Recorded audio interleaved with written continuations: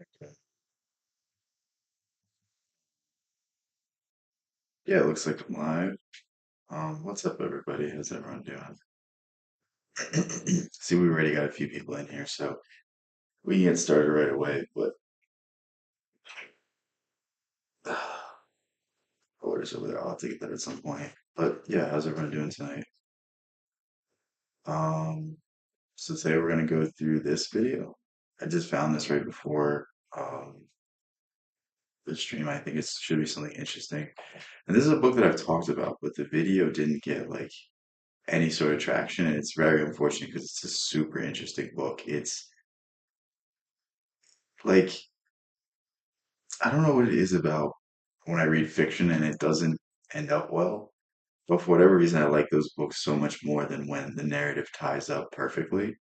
And probably just because that every single book I've read is very like all the loose ends get tied up, and it's like that's just not really how life works most of the time.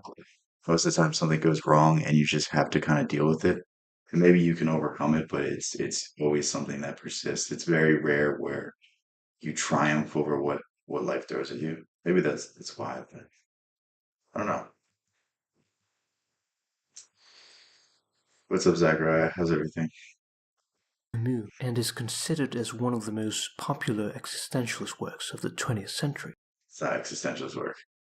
So this book right here, The Myth of Sisyphus, I don't know why it's showing this title. Get a guitar lesson in 30 minutes, but you can chill. Oh, that's cool. How long you been playing the guitar for? A while? Or just I don't know if like people that have been playing for a while get guitar lessons or if it's like a new thing. Like tell me a little bit about it. I'm interested. Yeah, this book it's not existentialist philosophy. It gets wrongly grouped in as existentialist, but it's a absurdist worldview. Absurdism is like nihilism, but you laugh at the meaninglessness of things. It's like I would say the best way to describe it in like a modern context would be George Carlin. Like George Carlin will spend like an entire hour of his special just making fun of how everything is so screwed up, and it's like you could tell he's not a maybe he's a cynical man, but he's not a depressed man, and that's the distinction. This is your first lesson ever, so we're gonna see. It's like you just like get your fingers cut off and you never go back. I shouldn't even say stuff like that. Hopefully it's fun. Hopefully it's something you like. Music's like really, really cool. That's something that maybe I'll get into later on in my life. Right now, I'm not super into it, but like just like the absolute pure musicians back in the day of like whether it's the Beatles, whether it's, whatever rock band, like I don't consider any artist nowadays like very talented. Like they have 20 people writing songs for them, 20 people creating beats for them. Like basically every part of their persona is commodified and it's there's too much money behind it. That's the unfortunate part. Like when the Beatles were playing, they were playing for the passion of things. And I mean, you think would they have broken up if they knew how much money they could have made? Like how many more billions of dollars could they have all collectively made if they stayed together another 5 years? Like it's very weird to me. Camus and Dostoyevsky, nice combo. Yeah. It gave rise to the philosophy of absurdism, sharing some concepts with existentialism and nihilism. The fundamental concern of the book is the notion of the absurd, which is best described as the conflict between the human tendency to seek inherent value and meaning in life, and the human inability to find any in a purposeless, meaningless, and irrational. Again, I was talking yesterday about paradoxes. This is the paradox of life. Like the more meaning you try to assign to life, the more you say, well, life is about getting money and being rich. Well, life is about having a family and doing this. And like the more you try to define the purpose of life, the further away from you get. Whereas the less you try to find it, the more meaning you find. I agree, modern songs are very artificial. Yeah, like I mean, not to say that they're not talented, it's just it sucks that like we don't see the authenticity that we used to see. Um this is something like you see in Sinatra, like I mean, obviously Sinatra's a great singer, but like I'm sure there's better singers, but for whatever reason, I like listening to Sinatra because you can hear his soul in his voice. You know what I mean? It's like it's not just a song; it speaks to you on a different level, and this is something that's missing from a lot of artists nowadays. Like I don't feel anything. I don't fall in the trance of the song. Like you listen to a Johnny Cash song, and you think he's like he's stuck in Folsom Prison. You know what I mean? Like you think he's actually there, whereas like oh, here's another love song that's generic and oh, I love you so much. Oh, like doesn't do anything for me. universe, with the unreasonable silence of the universe response. Trying to define this is like water slipping through one's fingers. However, this world in itself is not absurd. What is absurd is our relationship with the universe, which is irrational. The absurd depends as much on man as on the world. It is all that links them together. The more we try to define things, the more they well, like the more depth we take away from them. So think of the entire modern field of science. It's trying to conceptualize absolutely everything and leave nothing to the imagination. And there's almost this idea that if they get to the root of everything, if they discover the fundamental building blocks of this world, that will be the meaning, that they'll find something there. And like you see people like Neil deGrasse Tyson, like the dude's devoted his entire life to science, and it's like I don't think we're any closer to finding the secrets than we were the day that man was born, the day that man was created. And it's like certain things will never be understood. And we just have to accept this because the more we try to define the indefinable, the less we can conceptualize these forces in our world. And this is the big distinction between the old philosophers, the old scientists, and the new philosophers, the new scientists. Like nowadays, it's almost like you're seen as weird if you don't try to put everything in a box, if you don't try to categorize everything, if you don't try to rationalize everything. And it's like where's the mystery in that? Where's the purpose in that? Where's the meaning in that? Like this is another Osho example. This is one of my favorite ones. But the more you try to define a rose, the more you describe it in its chemical components, in the function of how it blooms and blossoms. Like the less it becomes the rose you're seeing, and the more it becomes like a mechanical, boring thing.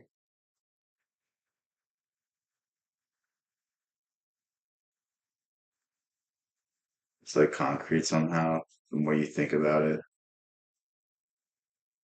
what?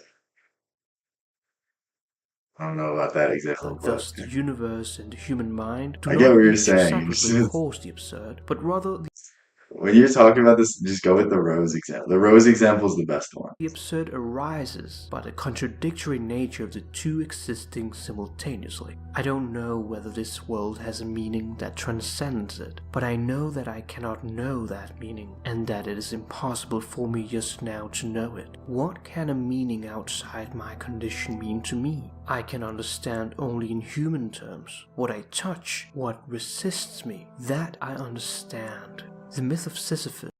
He's saying there's something beyond human comprehension, and it's okay to be okay with that fact. You know what I mean? It's like we spend so much time trying to um, control the world that we're in. We spend so much time trying to micromanage everything in our lives, and what good does that do us?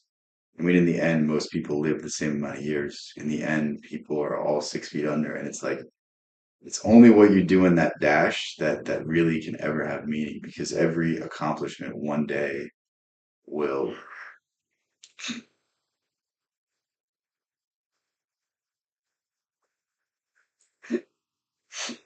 I just lost my. This what came to me first as an ex. What? Oh, as Explores an the example. value of Okay. life in a world devoid of religious meaning. His work can be seen as a reply to Dostoyevsky and Kierkegaard. He calls the absurd, which we all live in, to be sin without God. However, Camus does not consider himself as an atheist. He states, "I do not believe in God, and I am not an atheist." This He's agnostic.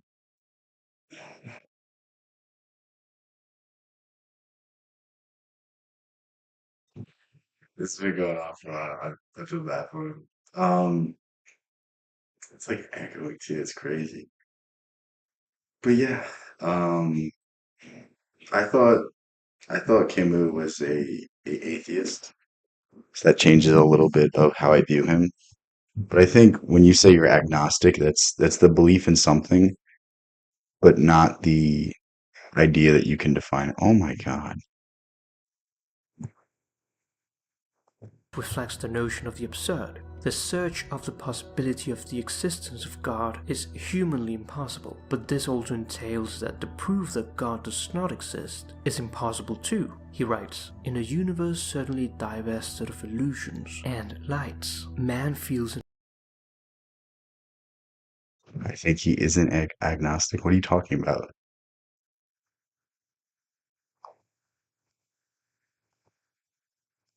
Where's the quote? I do not believe in God and I am not an atheist. What is that? It's agnostic, man. You can call it whatever you want, but that's literally what that is. of the memory of a lost home or the hope of a promised land. This divorce between man and his life, the actor and his setting, is probably the feeling of absurdity." The book declares that within the limit of nihilism, it is possible to find a means to proceed beyond nihilism, embracing the absurd. It sums itself as a lucid invitation to live and to create in the very midst of the desert. Absurdism is very similar to Taoism when you really look into it. Taoism, there's like a underlying spiritual purpose to things, but absurdism is very similar because Taoism is all about breaking down what you hold up so highly and just living purely as a creature, living purely as an animal, living in that more simplistic state. So you see a lot of the building blocks of Taoism and absurdism, and that's why I like it so much because um it gives you that freedom to live by the Tao, by the Tao, whatever you want to call it. I think it's the feeling of something above. Yeah, it's Taoism, basically, Buddhism, something like that. A lot of these philosophers come to that conclusion because, well, Camus grew up, or he didn't grow up. He was alive during World War. I don't know. He must have been alive during World War One, but during World War Two, he was like part of the French resistance. He had a legal paper where he was basically putting out anti-German propaganda, I think, while the Nazis were occupying. So I mean, he was part of World War Two, and living up or growing up in that generation. I don't think you're going to.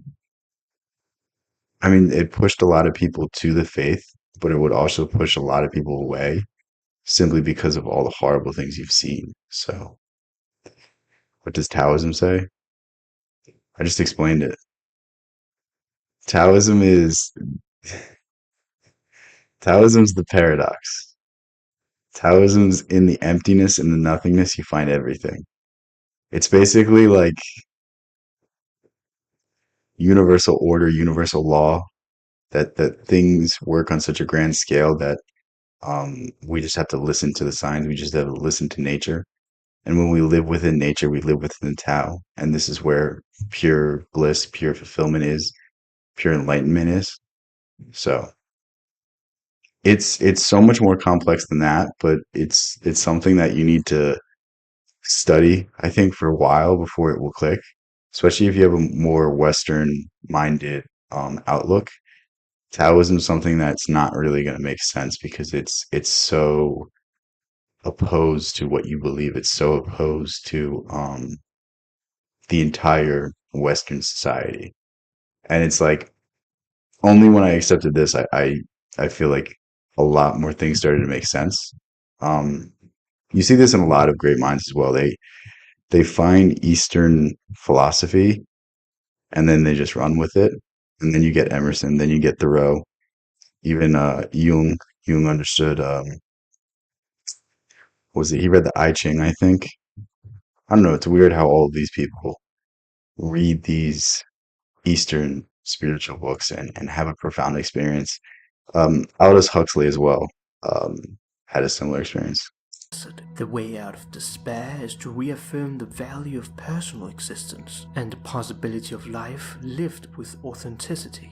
The problem of suicide must be met face to face, he states. There is but one truly serious philosophical problem, and that is suicide. Judging whether life is or is not worth living amounts to answering the fundamental question of philosophy. One answer to the absurd is physical suicide, which tends to happen without going through reflection. One evening, the person pulls the trigger or jumps. Killing oneself is a sort of confession that life is too much, that it is incomprehensible, or that it is not worth the trouble. He links this The entire like first 30, 40 pages of the Myth of Sisyphus is dedicated to that aspect. to what he calls the feeling of absurdity, closely tied to the feeling that life is meaningless. And the act of suicide is These states, these feelings where you're so down, it's generally from coming to a realization that what you're doing doesn't matter.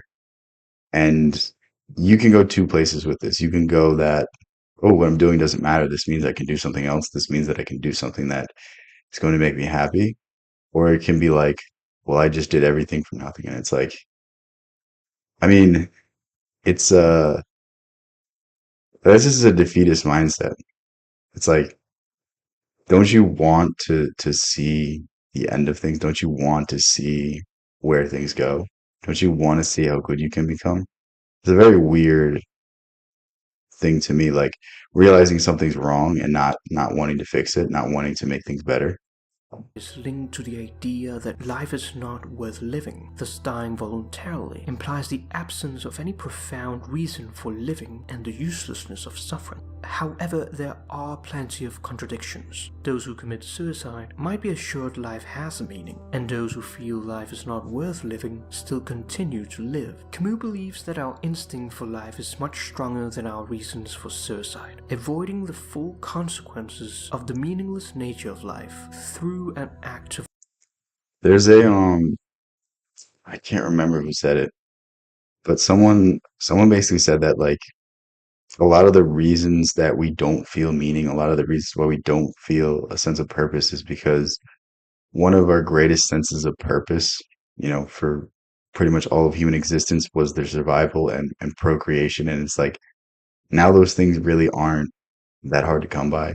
Now for the most part, like if you live in a developed nation that you can survive, even if you have no money, you can go to the social services and you can have that aspect fulfilled for you. So it's like we don't really have these biological purposes anymore, and we try to replace it with an ideology, with a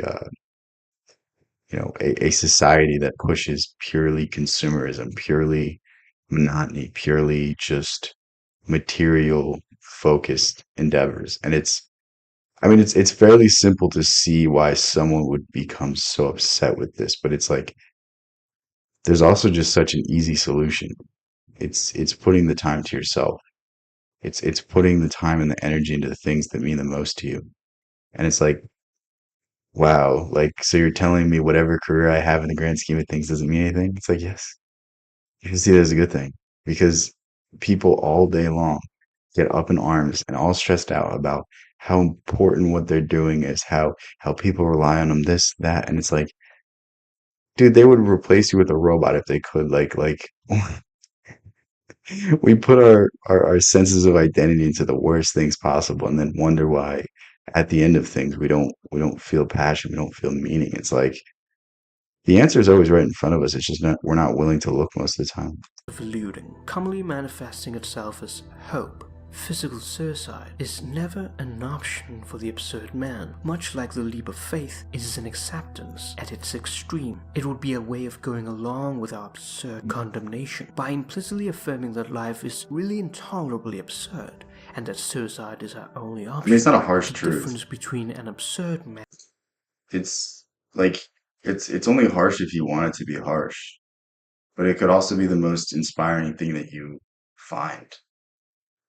You know what I mean? It's like we can choose to be sad about these realities, or we can choose to embrace them with a smile. Like I don't know about you, but like for most of my life, I was like, okay, I need to sacrifice everything so I get a job so that I can do this, so I can do that. It's like, no, like I want a job so I can have a little bit of money so that, I don't have to worry about a roof over my head. But aside from the bare minimum, I don't need anything else.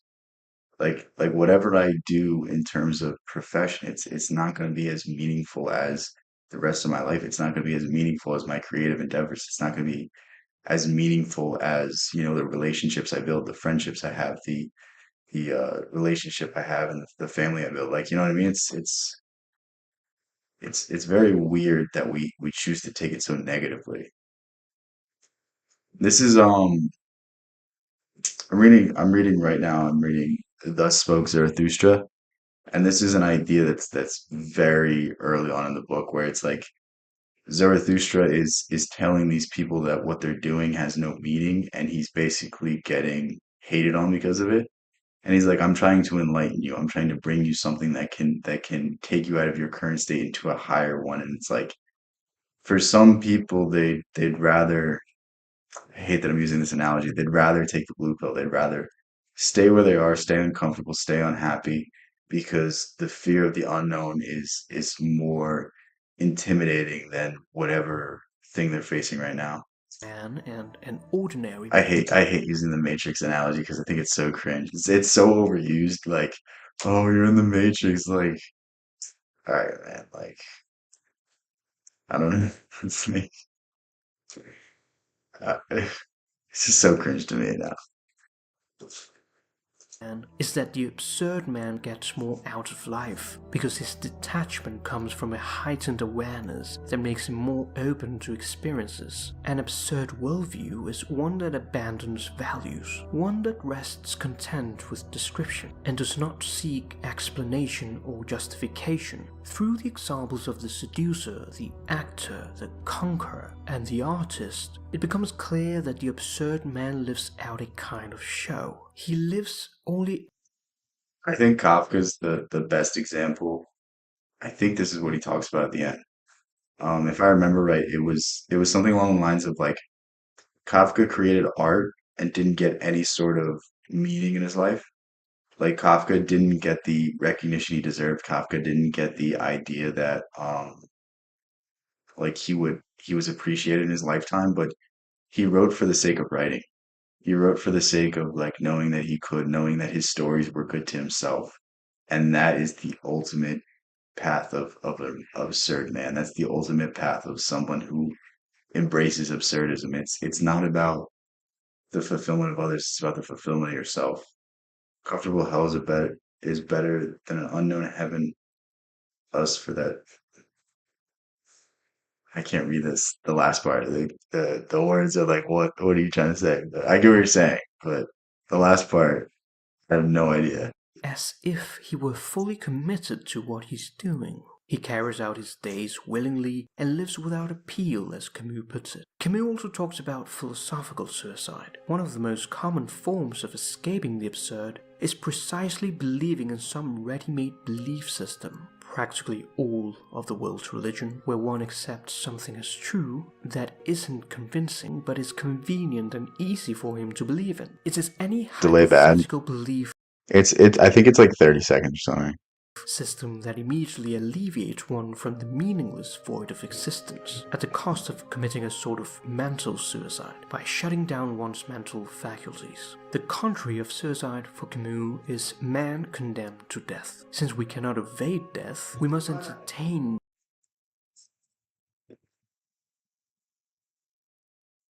What are we live streaming about? Today we're live streaming about the myth of Sisyphus, and the next video I have pulled up is the Underground Man. I don't think we're gonna get through all of this. Um,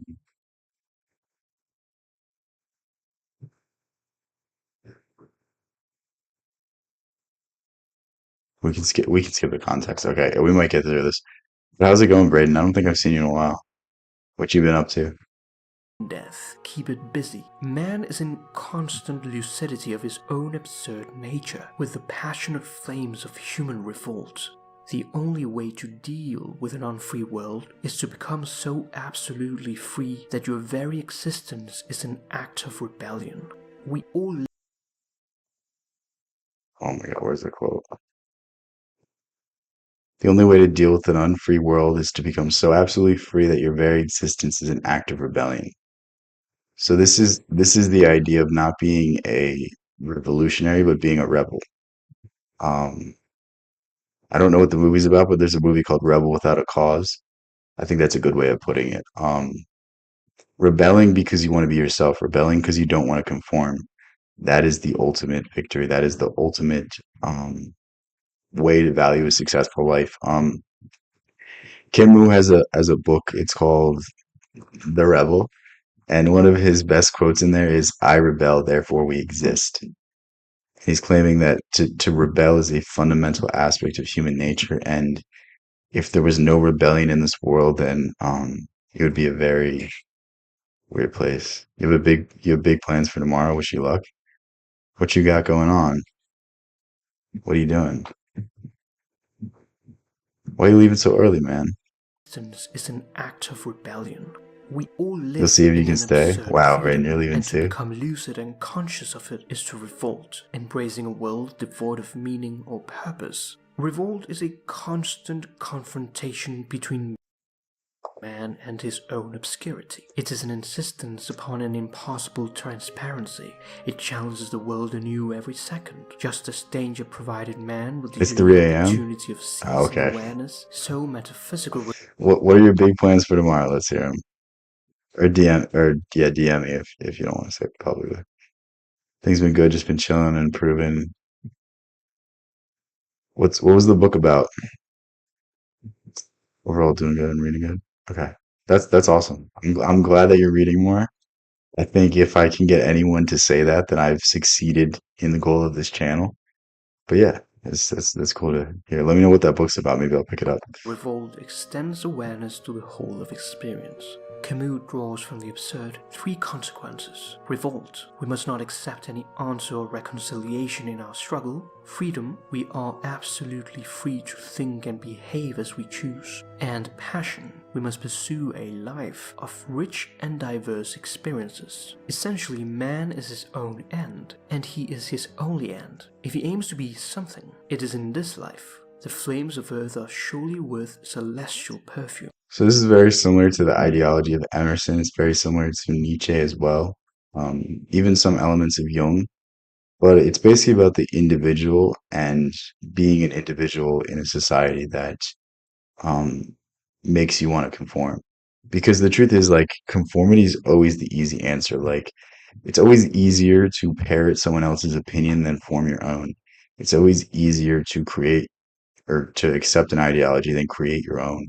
And this is the idea of the absurd man. The absurd man sees the fallacies with every argument that is predetermined, and he goes his own way. It's basically that. It's like when you find your own values, when you find your own belief systems, and they're ones you can follow, that's a beautiful sign. That's a beautiful thing. Mainly just self-improvement and stories that help you relate. That's good though. That's good. I mean, dude, if you can just stay consistent with reading, I think that's the biggest thing. Like everyone will talk about a million different habits. I think the only one that really matters is reading. Because if you consistently just read, you're basically downloading information from much smarter people and actively changing the way you think, approach problems, and solve problems. Like it's truly like the one cheat code to life that I mean, you can get a book on anything that you want to do. You can get a book to teach you the basics of absolutely anything, and that will get you so much further ahead than like years of work. And yet people would rather waste all their time doing something that isn't productive instead of reading a book for a few hours, downloading that information, never having to pick it up again and learning. Mr. Shine. Yes, that's me. Is that my new nickname? Another big part of the absurd is our daily existence. The absurd person is someone who has seen through the ridiculous repetitions of daily life. Rising streetcar, 4 hours in the office or factory. Meal, streetcar, 4 hours of work. Meal, sleep. And Monday, Tuesday, Wednesday, Thursday, Friday and Saturday, according to the same rhythm. This path is easily followed most of the time, but one day the why arises. So the answer to this, I don't know if he's going to get to it, I'm sure you will, but this video is kind of dragging on. We'll go to the Dostoevsky one. Um, the the end of the book is an acceptance of the monotony, an acceptance of the meaningless, and finding meaning in the meaningless. Like I'm sure we all know the myth of Sisyphus, not the book, but the actual myth where Sisyphus disobeys the gods and gets punished. And his punishment is until the end of time, every single day he must push a rock up the hill. And at the end of the day, the rock falls down. And Camus' idea is that you have to imagine Sisyphus smiling while this is happening, smiling as the rock is falling down because even though he must work again the next day, even though the next day he must spend the entire day pushing the rock, he still has that brief moment to appreciate things. That brief moment to take a deep breath and go, yeah, all right, now I gotta go back down. It's finding those moments, finding the little fleeting feelings of joy that we have each day and making that the meaning, making that the purpose. Fyodor Dostoevsky wrote Notes from Underground in 1864, which is considered to be one of the first existentialist works, emphasizing the importance of freedom, So this book right here, Notes from the Underground, it's Dostoevsky's only semi-philosophical book. And I say semi because basically the first like 40 pages of the book are like basically schizophrenic ramblings from the underground man. And it's very much written in the style of philosophy, but it's almost like a manifesto at the same point. And it's very weird because it this guy's like a wicked man and he tries to justify everything he does and he tries to justify his wickedness saying that the world is wicked as well and like he tries to take it out on other people and I mean the story itself is at sometimes funny, at sometimes like fairly brutal, and at others you're just like what the fuck did I just read? So it's a classic Dostoevsky tale and only he could tell something that is so all over the place. responsibility, and individuality. It is an extraordinary piece of literature, social He's critique, and crazy like you. satire of the Russian nihilist movement, as well as a novel with deep psychological I mean, this guy's pretty crazy. Like I'll let you read the book. insights on the nature of man.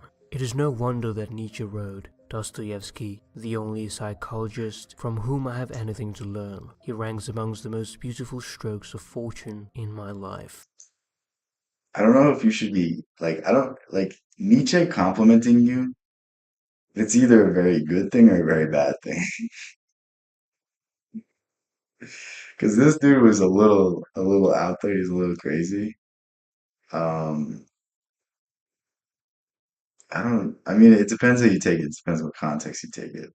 But like, I don't know if it's a sign of a healthy mind because Nietzsche had some issues, internalized. Yeah, it's a pretty good channel. I like it.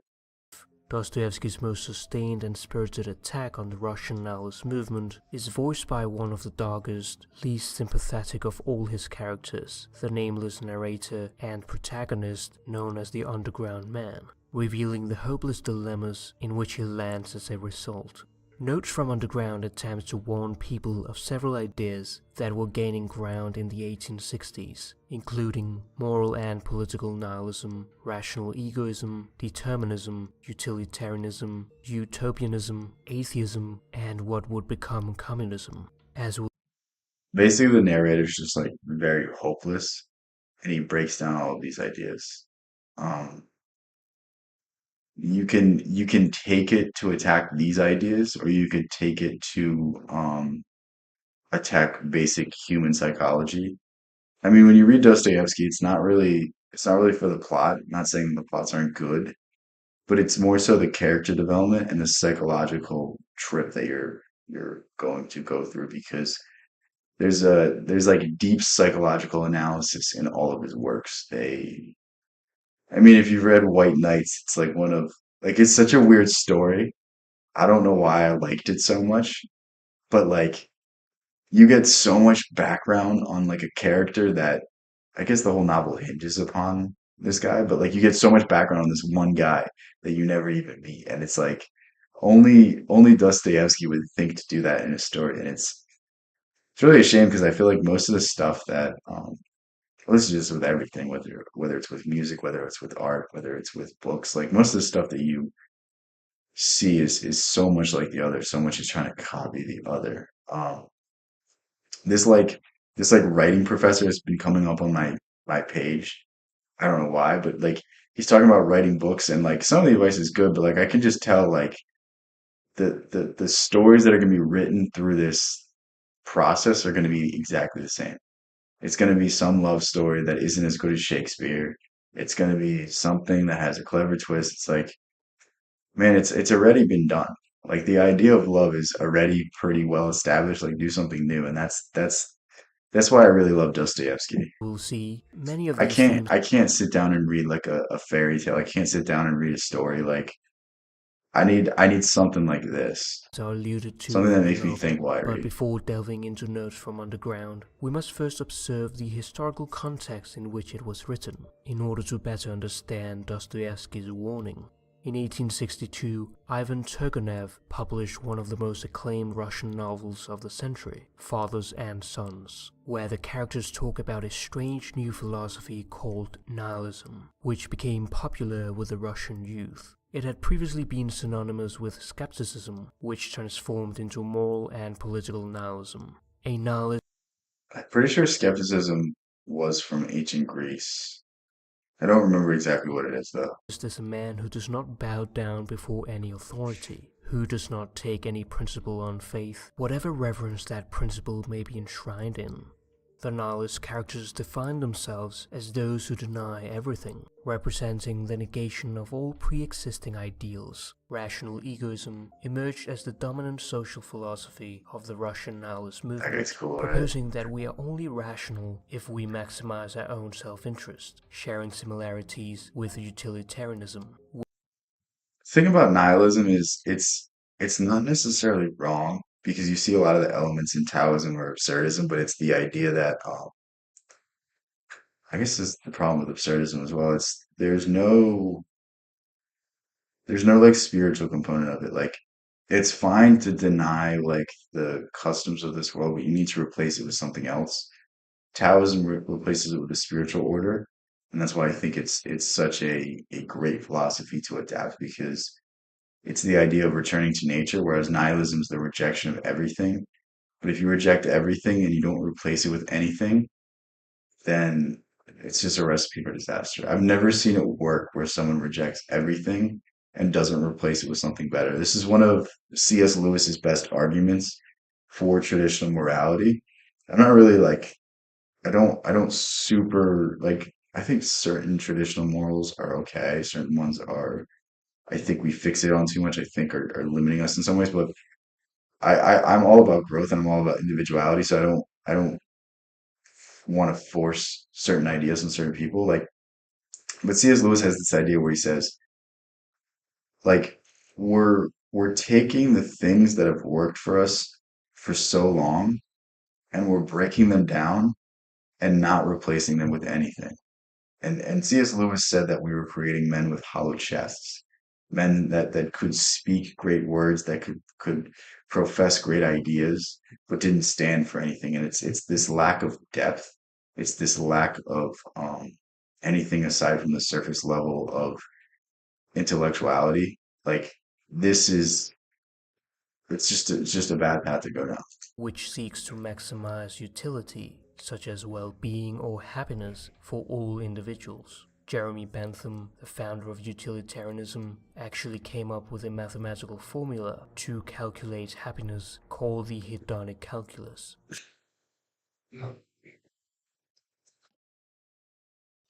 Imagine being so much of a nerd that you create a formula for happiness. Bro, like this guy definitely like sat at the peanut allergy table or something. Like this guy is fucking nerd. Like I spent all day reading philosophy and I think this guy's fucking nerd. That's how bad it To is. measure the amount of pleasure and pain any given action would result in order to predict human behavior merely by rationality. Dostoevsky saw the rise of rational egoism as a genuine danger because by glorifying the self, it could turn the minds of You might not believe this, but Dostoevsky basically believed that a return to old Christianity was the solution to happiness. You would never know this from any of his works. I mean, maybe they're in the ones that I don't know about, but this was his central belief that like we can't ditch what worked for so long. I guess it's the same argument as C.S. Lewis. We can't ditch these things that work for so long and try to replace it with something that's brand new that hasn't been proven and think things are going to be perfect. impressionable young people away from sound values and push them in the direction of a true, immoral, destructive egoism. The following line perfectly captures this mindset.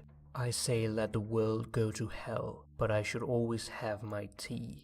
After his trip around Europe, Dostoevsky wrote that what predominates in the Western culture is One of my favorite stories about Dostoevsky is that in order to motivate himself to write a story, to write a novel, he would gamble all of the money that he won, or he would gamble all the money that he got from like the royalties and the book sales and everything and the advances, whatever other things he got. He would go gamble it all away at a casino, become dirt poor, and then he'd have to write a book before the things the bills caught up to him. And then there's another story of him, and he was basically saying that like basically he he would be walking around the streets of whatever city he was in, some fucking Russian city. I don't know the names of them. But wherever he lived, and he'd be like reciting lines from his books. He'd be like doing the dialogue between the characters out loud. So imagine you're just like, this guy is fucking insane, and it's like the greatest author of all time. a principle of individuality, a principle of isolation, intense self-preservation, of personal egoism, self-definition in terms of one's own I. In placing this I in opposition to all nature and all other people, as an autonomous, independent principle, completely equal and equally valuable to everything that exists outside it. In contrast to this, Dostoevsky calls for a return to the soil, emphasizing the value of family, religion, personal responsibility, and brotherly love, in which each individual feels himself a part of all and is ready to sacrifice himself for the other. Dostoevsky champions this conscious self-sacrifice, which cannot spring from any calculations of self-interest. The underground man is under the influence of egoistic individualism. Consider The the one of the funniest parts of the book is that this guy's like a low level bureaucrat, and he says that like he purposely makes people's lives harder. So think of someone at the DMV just purposely pissing you off, like purposely being slow or not giving you the form you need, saying you need to go to this line, saying you need to go to do this. Like he was basically that. And then the minute he got like a small inheritance, he retires. Just like one of the worst, like one of the least productive members of society possible. It's so funny. Considering himself as an educated man, a modern intellectual who has lost all capacity for selfless moral feeling, as he writes in the footnote appended to the title of his novel. Both the author of the notes and the notes themselves are, of course, fictitious. Nevertheless, such persons as the author of such memoirs not only may, but must exist in our society if we take into consideration the circumstances which led to the formation of our society. Notes from Underground was written as a response to the spokesman of Russian radicals, Nikolai Chernyshevsky, who wrote a novel entitled What Is to Be Done in Like, does this guy, like, I feel like this guy, low taper. What's up, Eddie? How's everything? Eddie, you feeling better? This guy just looks like a nihilist. I don't know. 1863. In the novel, he shares Rousseau's idea that despite man's flaws, he is innately good and amenable to reason, but is somehow corrupted by society, so that, once enlightened as Someone to that his tries to true make mistakes on interests, reason and purpose. science would ultimately enable Oh, him Ashley's to finally construct here. a perfect society, that is, a society created out of sheer rational calculations of self-interest, would lose the very possibility of doing evil. You're Thus, not doing rational better. ego Eddie, come on, man. What's wrong? Is the basis for the development of a utopian society.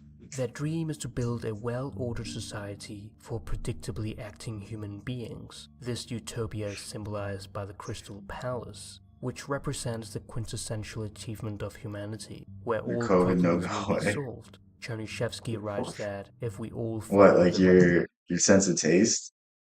Dude, that was the worst part about it. I didn't care about like the congestion or like the sore throat or anything or like the fever, flu symptoms. The worst part was the taste. Like my smell never came back. radical socialist way, we could turn society into a crystal palace. He also proposed a belief in Mentally, I'm okay. absolute Okay, that's good to hear. determinism or lack of I'm free glad you're will, okay which mentally. Dostoevsky brilliantly criticizes That's with really his what I was asking, Underground but Man. physically as In well. Chernyshevsky's novel, while talking about the greatness of rational egoism, one of the characters asks rhetorically, "Do you hear that in your underground hole?" 1 year later, Dostoevsky published Notes from Underground. Dostoevsky believed that man was innately irrational, capricious and destructive, and not reason but only faith in Christ could ever succeed in helping him to master the chaos. This is the idea that like human beings aspire to their highest ideal, and when your highest ideal is rationalism, it's going to lead you astray. When your highest ideal is, it, I mean, in Dostoevsky's context, it was Christ. In other contexts, it might be something else, whatever you believe in. But it's when we aspire to something beyond ourselves, this is when we can create masterpieces. Every single great work of the Renaissance was done through the inspiration of, I mean, not just the patrons or the church, but the inspiration to a higher power, the inspiration to a force that is inexplicable and is beyond us. Is this what you look like right now, Eddie, with your comments, Of his or are impulses. you this one? Atheism was on the rise, and Dostoevsky saw this as disastrous for society, emphasizing the necessity of belief in Christ. After his death, what he had warned us against had become a reality, foreseeing the rise of the totalitarian state, which he also discusses in his novel Demons, an allegory of the catastrophic consequences of political and moral nihilism that were becoming. See, when I watch videos like this, I want to read more Dostoevsky, but I'll show you why I haven't read a lot of him. I want to see. This is one of his shorter books. This is one of his shorter books. It's like, what is it? 700 pages. Not that it's like, not that I've not read long books, but like it, I don't like to be on a book for a very long time. I like to filter through books. Like my ideal range for a book is like 200, 300 pages. I think like I can get through like easily two, three a week, if not more. But like when I'm on the same book for an entire week, I'm like going crazy. I'm like, I need to get to the next one. I need to get to the next one because I like to explore so many different ideas. And right now it's like rough finding time to read. So yeah, but I don't know. Maybe it'll be different because it's a narrative. So it'll be much simpler to read than philosophy or something like that. Prevalent in his time. The ideology of Marx gave way to communism, implemented by Lenin and Stalin, making people believe that it was possible to create a perfect society without God, a golden We use a age thousand where page everything is books. provided in abundance and What book equally are free. they? Like what books are 1,000 pages? I feel like Dostoevsky's the longest thing that I know of. All right, well, fuck you, Eddie. I thought you were gonna say something helpful. I thought you were gonna say something insightful, and then you just say that. For everyone, eliminating suffering once and for all. The totalitarian states ended up justifying murder in the name of their ideology, leading to the bloodshed of the 20th century. Unfortunately, we have not learned from our mistakes. As Hegel wrote, we learn from history that we do not learn from history. Today we are plagued with a mass. That's pretty good quote. Where is it? Oh my God, I can't find it. We learn from history that we do not learn from history. I like that. That we do not learn from history. Today we are plagued with a mass mania in the West, where crimes against humanity are hidden under the often attractive cloaks of progress, attempting Yeah, but like still, fuck you. again to create a utopia. The underground man is the quintessential anti-hero, a bitter, lonely, and self-hating 40-year-old retired civil servant living underground, or as in the original Russian text, in a sort of crawl space not big enough for a human and where bugs and rodents roam. This explains why he calls himself a mouse. Here he has been staying for years, In the version that I have, it's like he like calls it his corner, like as if he lives in like the corner of a room. And it was very weird because it was like, um, I mean, if you're living in the corner room, like there's the rest of the room, but maybe he felt so shrunken that there's that element to it. Maybe there's like the fear or the anxiety or the guilt or whatever it is that's weighing on. If it's stupid, it shouldn't work. So if it works, it's not stupid. Yeah. listening to people through a crack under the floor, writing these notes from underground. However, the underground can be best seen as a metaphor, representing his profound alienation from society. He lives locked away underground, and these are his confessions. I am a sick man. I am a spiteful man. I am an unattractive man. I believe my liver's deceased. No, I refuse to consult a doctor from spite. You're at the That you dinner table. probably will not Should I understand. start just My liver saying the is most bad. horrific things I Well, can think of? let it get worse. We are introduced to the strange behavior and I thought it was worse psychological than anything I could. distress of the underground man right from the start. He calls himself sick, then spiteful, then unattractive, and finally says that he has a liver problem. He is constantly revising himself That's like the entire first 40 pages where he just talks about how bad his life is. in order to please his imaginary audience, but is unable to characterize himself properly. We can see, Yes, say however, it. No, I'm not that he is saying it. not acting to promote his own best interests as dictated by rational egoism. He writes, "In reality, I never could become spiteful. I was conscious every moment in myself of many, very many elements absolutely opposite to that. I knew that they had been swarming in me all my life and craving some outlet from me, but I would not let them, purposely would not let them come out. They tormented me till I was You guys want to keep going through this? It's just gonna. I think the first part of it's only the only interesting part. So we can find something else.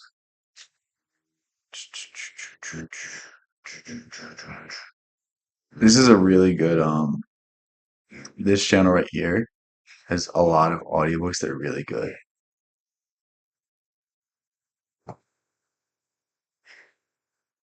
Can we have a stream where Bino reads out dad jokes? Sure.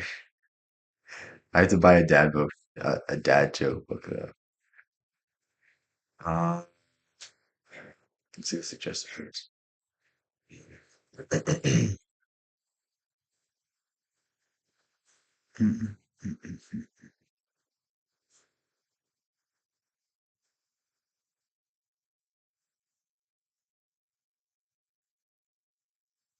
I was gonna put this on, but it's AI. Only mature people are at the table listening. Bro, I would be single if I said that. Well, that's not the only reason I wouldn't say it.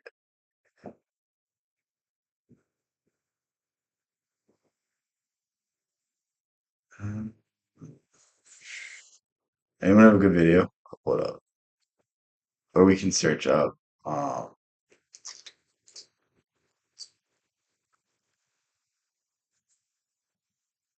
or we can search up Aldous Huxley too. Find a short video though. 'Cause it takes me forever to get through these.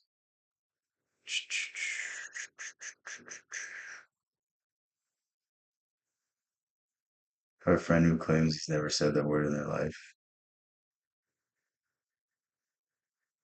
I mean, if you didn't play online video games, then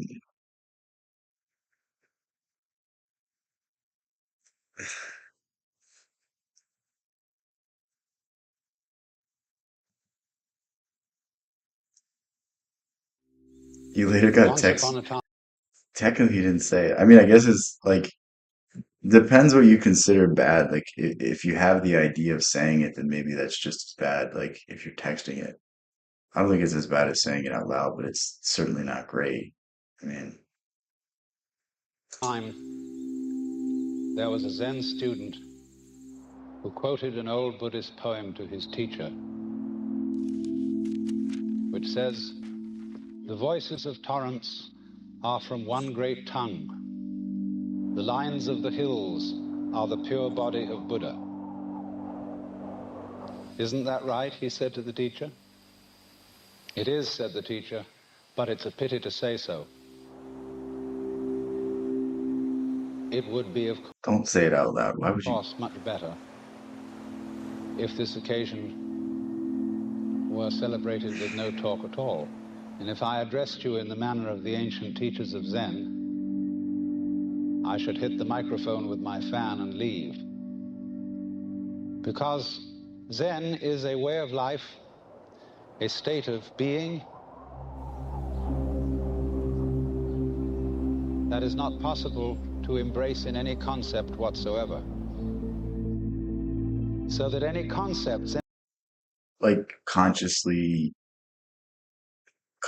trying to be Zen is not going to work. Think of meditating. The harder you try meditating, the less focus, the less focus, the less calm you gain. any ideas, any words that I shall put across to you this evening will have as their object showing you the limitations of words and of thinking. Now then, if one must try to say something about what Zen is, and I want to do this by way of introduction, I must make it emphatic that Zen, in its essence, is not a doctrine. There's nothing you're supposed to believe in. And it's not a philosophy in our sense, that is to say, a set of ideas, an intellectual net. It's like a way of life. That's that's why people like when you try to classify Buddhism, Taoism, Zen as a philosophy or a religion, it doesn't really do it justice because it's more so a way of life. It's more so a conscious effort to be a certain way. And now it could be considered a philosophy, it could be considered a religion, but it only has elements of these things. It's not any of these in its entirety. It's kind of transcends these things. In which one tries to catch the fish of reality. Actually, the fish of reality is more like water. It always slips through the net, and in water, you know, when you get into it, there's nothing to hang on to. All this universe is like water. It is fluid, it is transient, it is changing. And when you're thrown into the water after being There's a really good quote. I think it was Heraclitus. He said, "You can never step in the same river twice." This is the idea that after you do something once, it'll never be the same. Whether it's a past victory, you're going to have to slightly adapt things. Whether it's, you're talking to a person, that person's going to be a little bit different next time you deal with them. Like everything, everything that you experience is gone after that moment. And trying to cling on to these experiences and trying to recreate them will never happen. It will only waste your time. accustomed to living on the dry land, you're not used to the idea of swimming, you try to stand on the water, you try to catch hold of it, and as a result you drown. Why would you fall in the shower trying The to grab only way to water? survive in the water, and this refers particularly to the waters of modern philosophical confusion, where God is dead, metaphysical propositions are meaningless, and there's really nothing to hang on to, because we're all just falling apart. And the only thing to do under those circumstances is to learn how to swim. You've never fallen in the shower. And to swim, you relax. Eddie, we have to put like a banana peel in his shower. We need to set him up. You let go, you give yourself to the water, and you have to know how to breathe in the right way. And then you find that the water holds you up. Indeed, in a certain way, you become the water. And so in the same way, one might say, if one attempted to, again I say misleadingly, to put Zen into any sort of concept, it simply comes down to this. That in this universe, It's very similar to the idea of Tao. It's when you get to nothingness, you're in everything. When you calm your mind, this is when you're in touch with the depths of your consciousness, the depths of collective consciousness. This is why when you meditate, when you calm down your mind, you get the best ideas. there is one great energy, and we have no name for it. People have tried various names for it, like God, like Brahman, like Tao.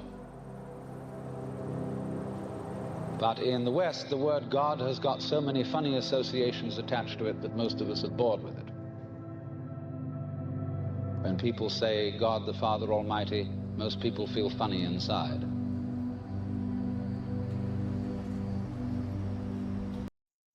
Isn't it weird how something that's supposed to be so uplifting has such negative connotations about it? It's like anything. Nietzsche said it best. Jesus was the last Christian, meaning that every Christian after Jesus tried to like worshiped him instead of trying to be like him. And I think this is one of the best criticisms of the faith. Like, how dare we worship someone and not try to act like them as well? It's fine to venerate, it's fine to look up to, but looking up to someone and not doing anything to then be more like them is very counterintuitive to me. I think the greatest example is the quote of the Bible, let he who hath no sin cast the first stone. This is basically saying that like before you condemn or judge anyone, be sure that you have no skeletons in your closet. But nobody's perfect. Everyone has done something wrong in their lives. And until we reconcile everything, until we reconcile all these differences, like how dare you judge anyone else? And this is one of the most powerful teachings in all of Christianity, yet it's lost on so many Christians. I would say 99% of Christians it's lost on. It's very frustrating. Like it And truly so we is like to hear new words. like the example of Jesus Christ is like the example of the redemption of man, the redemptive powers of forgiveness. And it's not fixated on it. Instead it's become an institution. It's become a institution of power, not an institution of enlightenment. We like to hear about Tao, about Brahman, about Shinyo and Tathata, and such strange names from the Far East, because they don't carry the same associations of mawkish sanctimony and funny meanings from the past. And actually, some of these words that the Buddhists use for the basic energy of the world really don't mean anything at all. The word tathata, which is translated from the Sanskrit into suchness or thusness or something like that, really means something Tao or Tao means the way. It just means everything, encompassing everything. more like da-da-da, I don't know if he's gonna say that next week. based on the word tat, which in Sanskrit means that. In Sanskrit it is said tattvam asi, that thou art, or in modern American, you're it. But da, that's the first sound a baby makes when it comes into the world. Because the baby looks around and says, da, da, da, da, da, that. And fathers flatter them. This is the idea of like, what are they called? It's like a shamanic thing where they say like things that mean nothing to empty your mind. It's like a form of induced meditation. This is when you say om, like when you say stuff like that, it empties your mind because you're saying something that means nothing. It's like disassociating yourself from yourself. It's basically just a way to force a altered state of consciousness, which you can call meditation, which you can call a spiritual experience. It's all the same thing. Themselves and think it's saying dada, which means daddy. But according to Buddhist philosophy, all this universe is one tathata. That means 10,000 functions or 10,000 things, one suchness. And we're all one suchness. And that means suchness comes and goes like everything else, because this whole world is an on and off system. As the Chinese say, it's the yang and the yin. You see that dualistic aspect in like almost everything. When you really start to break down what the yin yang symbol is, you see it in psychology, you see it in gender, you see it in what are the other things you see it in the idea of heaven and hell, the idea of God and Satan. Like you see this dualistic nature to a lot of things. And the secret is whenever there's a duality, there needs to be balance. Um, to be a goody two shoes means that you're creating a shadow, means that somewhere deep inside of you, these more selfish, more evil sides of yourself aren't going expressed, and they're not being expressed in a manner that is healthy. They're not being integrated at all. So it's eventually going to lead you to do something evil one day. And therefore it consists of now you see it, now you don't, here you are, here you aren't. Because that's the very nature of energy, to be like waves, and waves have crests and troughs.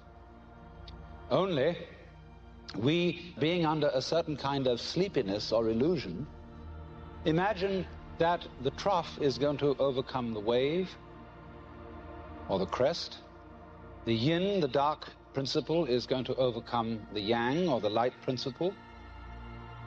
And that off is finally going to triumph over on. And we, shall I say, bug ourselves by indulging in that illusion. It's weird that people want their lives to be perfect. What he's explaining right now is the idea that whatever goes up must come down. The idea of balance, the idea that you might have had a great year, but you know, appreciate that great year, be happy, but that means that the next year might be one that you need to refocus. Like whenever you're starting to smile and be extremely happy, be weary that something new is going to come into your life, some new challenge, something is going to be thrown off that you need to face and you need to overcome again. It's this endless cycle of achievement, failure, failure, achievement, and like you can never rest. The moment you stop changing is the moment you die.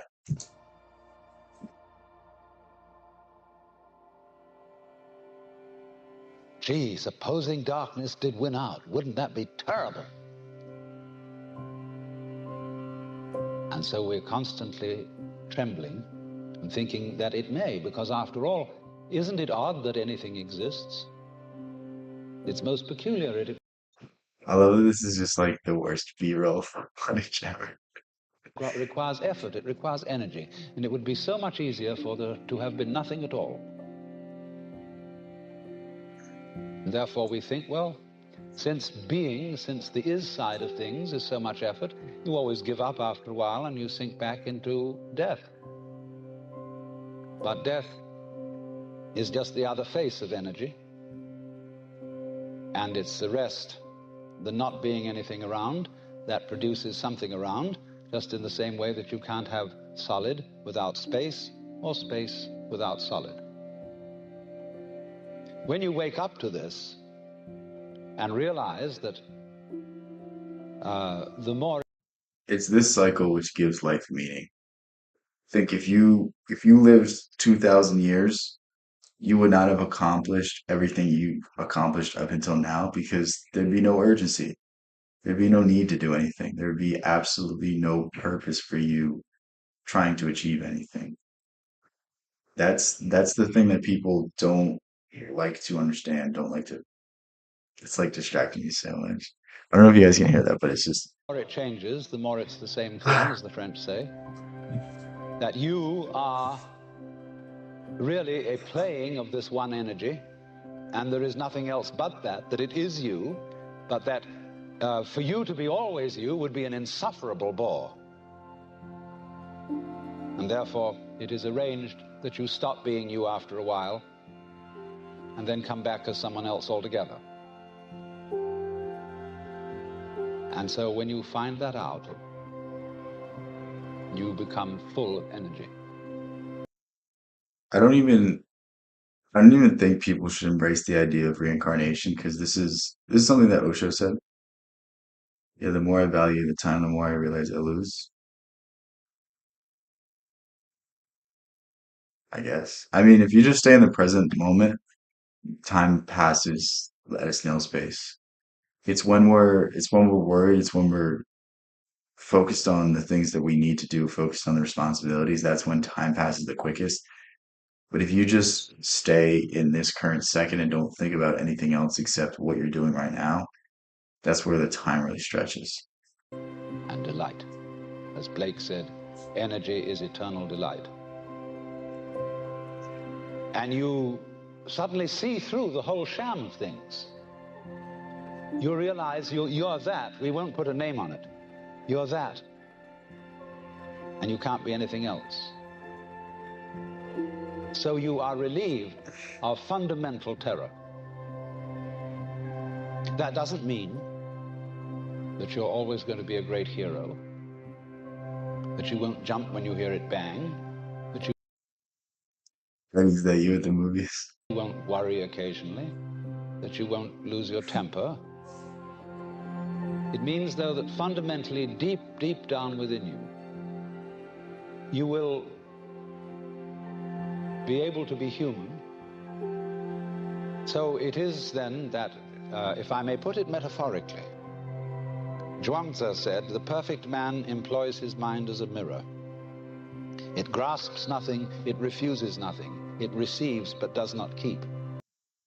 And it cannot be obtained once it's gone. But I also wonder if eating healthy matters sometimes. Well, eating healthy is more important than just living longer because the healthier you are, the better life you're going to live. The sharper your brain will be, the better your thoughts will be. Depending on what you're eating, it has an effect on your mood. It has an effect on, you know, who you believe yourself to be. Like there's so many effects. Like everything comes from food. Everything that makes um your physical being, your physical body is coming from the food you eat. So it's so important. It's really the first thing that you should fix if you haven't fixed anything in your life. Like just it's not even to look better, it's to be better. It's gonna help you so much in that aspect. In other words, this is to be, put it very strictly into our modern idiom, this is to live without hang-ups. That is to say, to be able to... Most people that eat like that are like idiots. Like, all right, I don't know if I'm learning about defamation right now. I don't know if I can say the guy's name, but there's a guy and he spends like millions and millions and millions of dollars to be more healthy. And it's like, in the end, is it worth it? We can look into the methods he's doing and saying like that's not gonna work. Like taking 800 fucking vitamins a day isn't good for you. Like they're called supplements because you get them from food. Holy shit.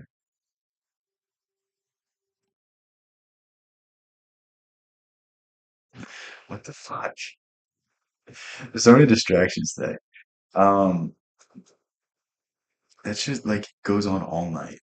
Um, the fucking what was I saying? Like this dude, he will spend millions of dollars just to take like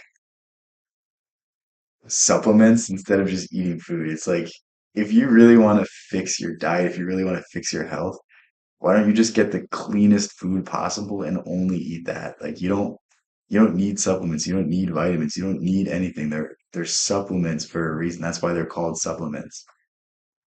You're going on a vitamin spree now? Why would you go on a vitamin spree?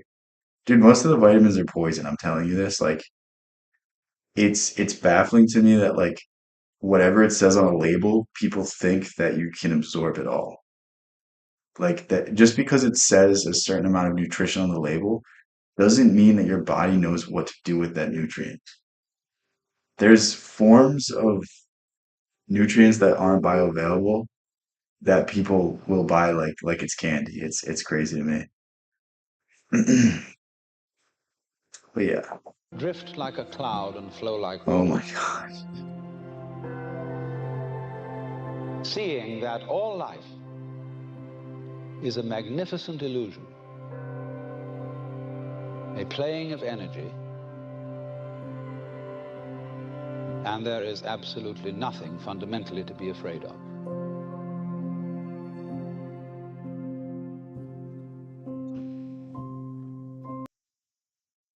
You only have vitamins every Sunday?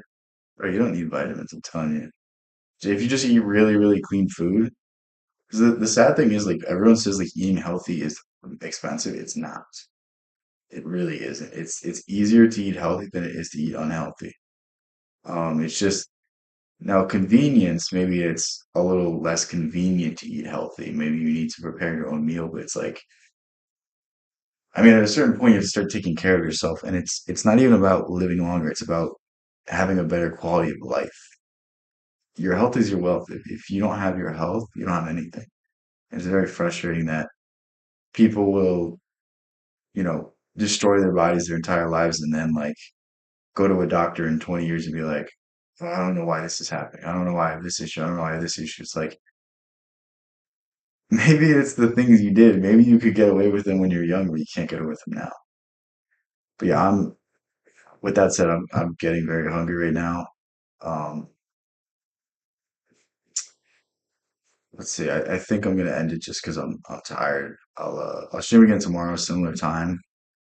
Um, I'll try to find better videos. The videos today weren't super interesting, super exciting, but I'll really look because I mean you can't really go wrong with Alan Watts. I think he is one of the best, most interesting philosophies.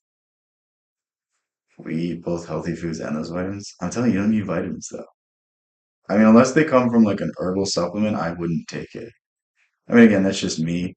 This isn't medical advice. I need to preface that, but like, what, what, what logic is it that some synthetic chemical your stomach is going to be able to burn up in the acid that is your stomach acid, break it down, recombine it, and then give it to your body as it sees fit? Like, we're only really designed for intaking certain things. That's really how I like to approach things. Wow, Braden, you don't show up for like a month and now you're not going to be here tomorrow. No, that's fine. Have a good rest of your night, man. I hope I didn't get you in trouble at the dinner table. Um, Everyone else that's here, thank you guys so much. Love you guys so much. You guys are the reason I keep doing this. It's so fun to do stuff like this. Like, I'd be watching YouTube videos anyway, so the fact that anyone wants to tune along with me is awesome. And if you want to know what I'm streaming, go ahead join my Discord. The link will be in the description. Peace out. Love you guys. See you in the next one.